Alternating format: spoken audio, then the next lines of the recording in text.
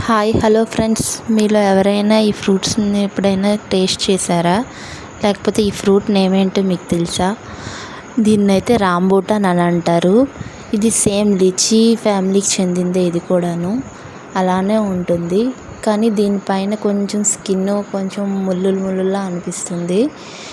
దీని లోపల అయితే లిచీలో ఉన్నలానే ఉంటుంది సీడ్, కాకపోతే లిచీది వేరేలా ఉంటుంది, దీని సీడ్ వేరేలా ఉంటుంది. Taste wise lychee fruit and rambutan రెండు కూడాను ఒకలానే ఉంటాయి. మంచి రిఫ్రెషింగ్గా ఉంటుంది టేస్ట్ అయితేనే.